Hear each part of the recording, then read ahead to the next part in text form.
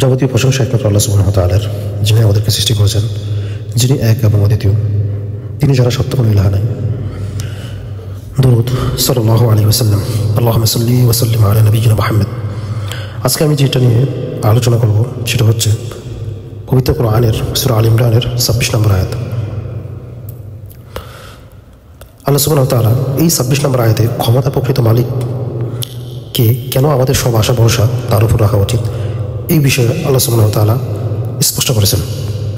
আল্লাহ সুবহানাহু ওয়া তাআলা বলেন, বিসমিল্লাহির রহমানির রহিম, قل اللهم مالك الملك تؤتي الملك من تشاء وتنزع الملك ممن تشاء وتنزع الملك ممن تشاء وتعز من تشاء وتذل من تشاء وتذل من تشاء بيدك الخير إنك على كل شيء قدير।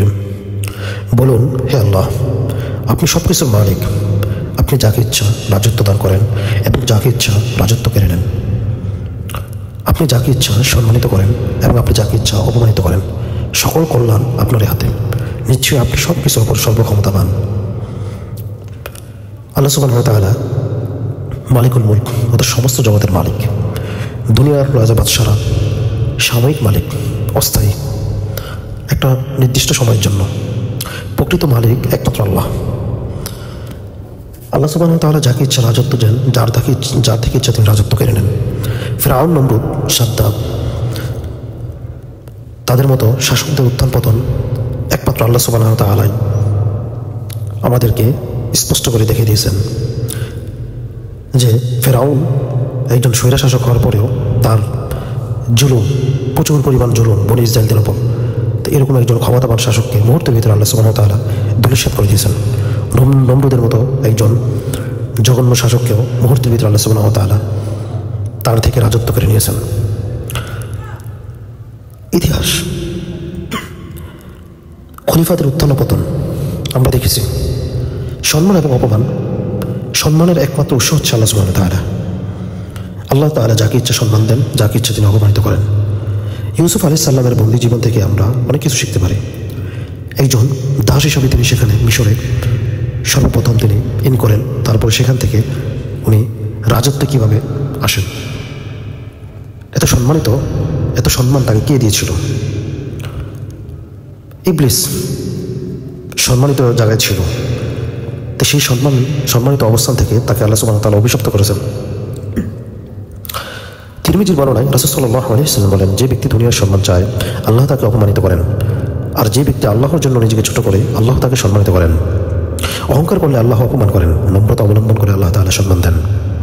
কখনো ক্ষমতা বা সম্মান নিয়ে অহংকার করা যাবে না। অহংকার আপনার জীবনের অভিশপ্ত ধ্বংসের কারণ হতে পারে। সব ক্ষমতা আল্লাহর হাতে, তাই সবসময় আল্লাহর উপর ভরসা করা উচিত। দুনিয়ার রাজত্ব ক্ষণস্থায়ী, আখিরাতের রাজত্ব চিরস্থায়ী। নিজেকে আত্মসমালোচনা করুন, নিজের আত্মপরিত্তি থেকে নিজেকে পরিশুদ্ধ করে আপনি আপনার কাঙ্ক্ষিত স্থানে পৌঁছাতে পারবেন। আমরা কি সত্যি আল্লাহর উপর ভরসা করছি? আমরা কি তাকওয়া ও ধৈর্যের কৃতজ্ঞতার প্রতি উদ্বুদ্ধ করতেছি নিজের প্রতি? অন্যকে আমরা তাকওয়ার জন্য কথা বলতেছি, আহ্বান করতেছি? নিজে ধৈর্যশীল হচ্ছি বা অন্যকে ধৈর্যের জন্য আহ্বান করতেছি? আল্লাহর কাছে কি আমরা ক্ষমা চাচ্ছি?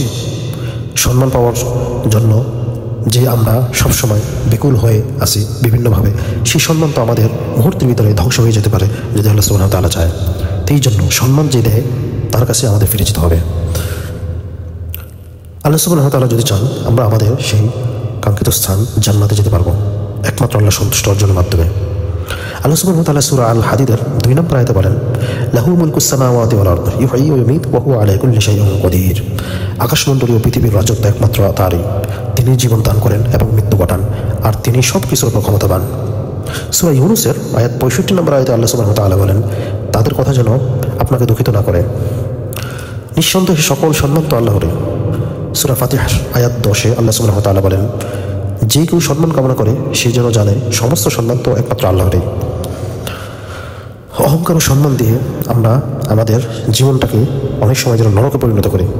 মানে আমরা ভাবি যে আমাদেরকে প্রচুর মানুষ সম্মান করতেছে, আর এই সম্মান দিয়ে আমরা অহংকারের ভিতরে ডুবে যাই। এটাই আমাদের জন্য ধ্বংসের বিশাল কারণ।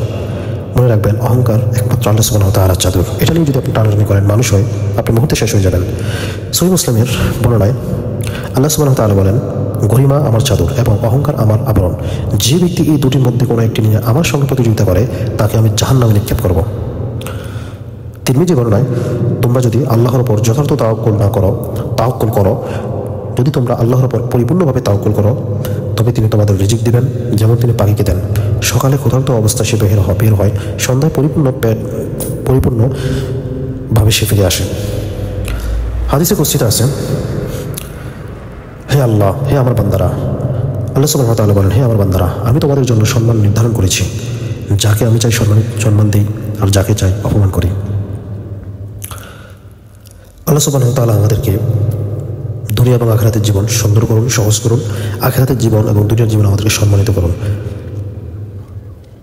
আল্লাহ সুবহানাহু ওয়া তাআলা সূরা শুআরার ৪৯ এবং ৫০ নম্বর আয়াতে বলেন, আকাশমণ্ডলী ও পৃথিবীর রাজত্ব একমাত্র আল্লাহরই। তিনি যাকে ইচ্ছা সৃষ্টি করেন, যাকে ইচ্ছা কন্যা সন্তান দেন, যাকে ইচ্ছা পুত্র সন্তান দেন।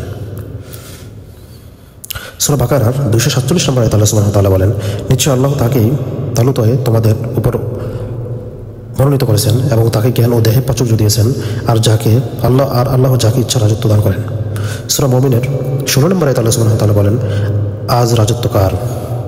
একমাত্র আল্লাহরই, যিনি একক, প্রবল ও পরাক্রমশালী। আল্লাহ হচ্ছেন সবচেয়ে ক্ষমতাধর, সুপ্রিম পাওয়ার। বুখারী বর্ণনায়, যে ব্যক্তি মানুষের উপর বরত্ব করে চলে, অহংকার করে, কিয়ামতের দিন আল্লাহ তাকে ছোট করে তুলে ধরবেন। তিরমিজি বর্ণনায়, আল্লাহর শপথ, আমি দুনিয়ার মূল্য আল্লাহর কাছে মশার ডানার সমান হতো। এই মশার ডানার সমান যদি আল্লাহর কাছে দুনিয়ার মূল্য হতো, তবে তিনি কোনো কাফেরদেরকে এক ফোঁটাও পানি দিতেন না। রাজত্ব, সম্মান, দুনিয়ার পদ সব মূল্যহীন যদি আখিরাতে কিছু না থাকে। আল্লাহ তাআলা আমাদেরকে কবুল করুন।